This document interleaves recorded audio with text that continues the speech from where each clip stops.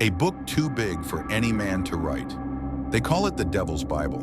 A book so massive it said a single person could not have created it alone, at least not without help from something far darker.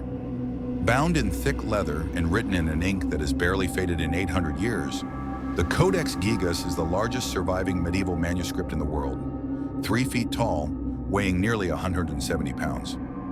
But its size isn't what made it infamous. It's what lies inside. A complete Latin Bible.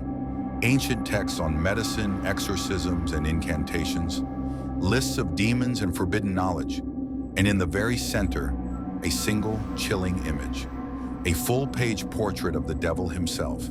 A horned figure, half man, half beast, crouching in the shadows, smiling from across 8 centuries of history.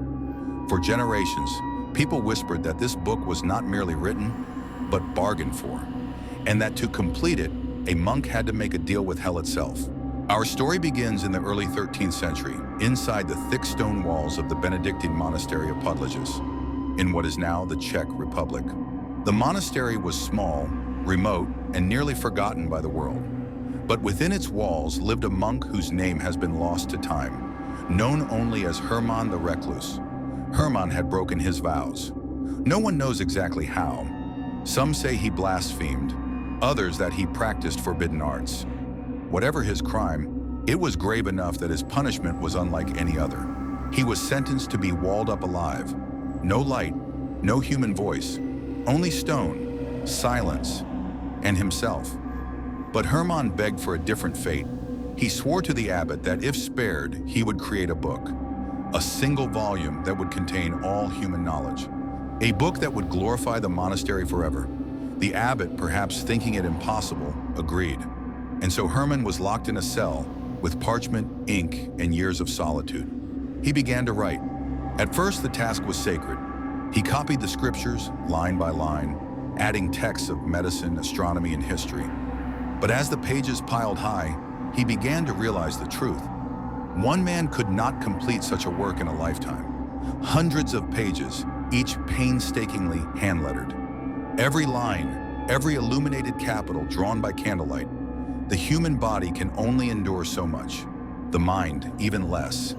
And it's here the legend turns.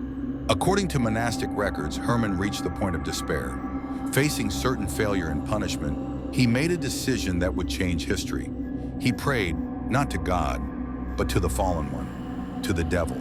And in exchange for his soul, the devil promised to help him finish the book in a single night. When the monks opened Hermann's cell the next morning, they expected to find a corpse.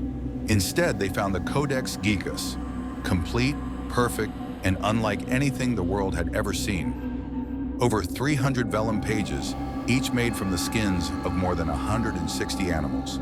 The handwriting, precise, flawless, with not a single correction. And in the middle, between the Old and New Testaments, a portrait, a figure nearly half a page tall, painted in red and green ink, its eyes empty white circles staring forward. Horns curl from its head, clawed hands reach outward, and its tongue, forked and long, licks the air. The inscription above the page is simple: the devil. Monks who viewed the image said it gave them nightmares.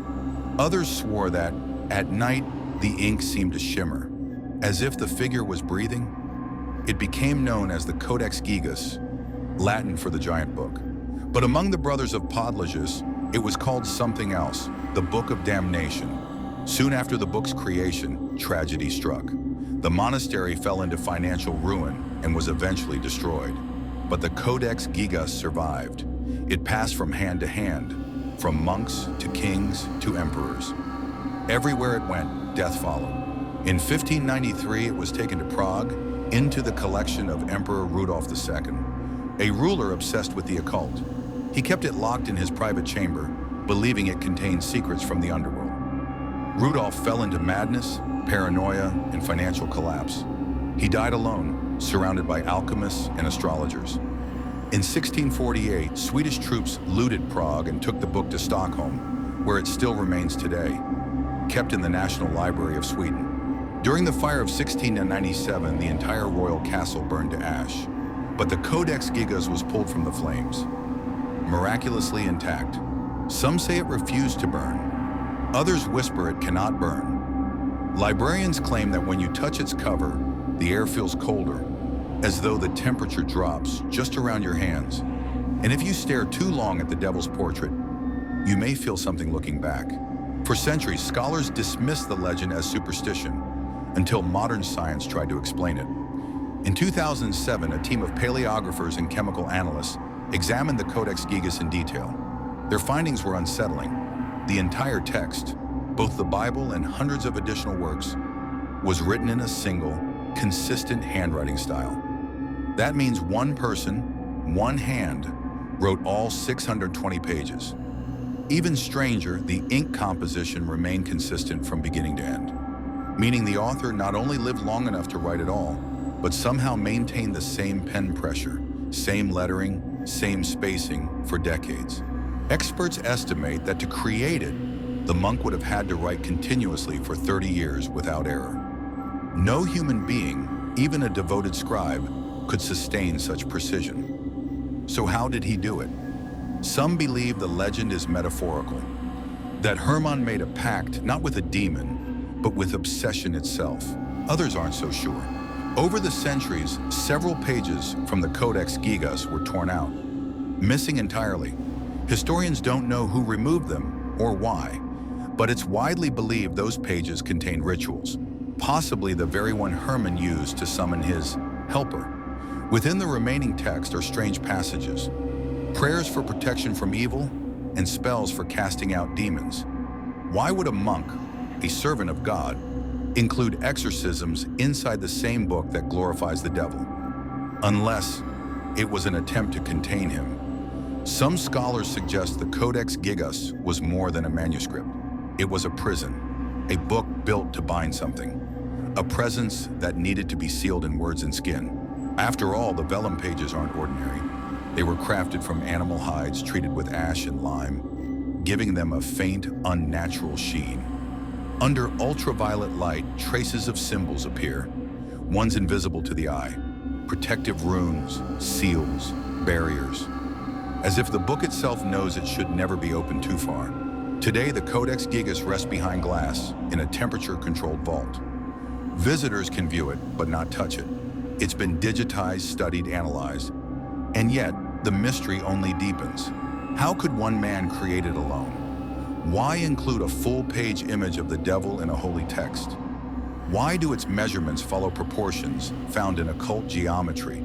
And most of all, why does the handwriting stay perfect, as though time itself had stopped during its creation? Some monks believe the devil did not simply help Hermann, he guided his hand. Others say the book wrote itself, and a few whisper that, on certain nights when the lights in the library go out and the moon rises over Stockholm, you can hear a faint scratching sound coming from the Codex Gigas vault, like a pen dragging across a parchment. Writing, still writing.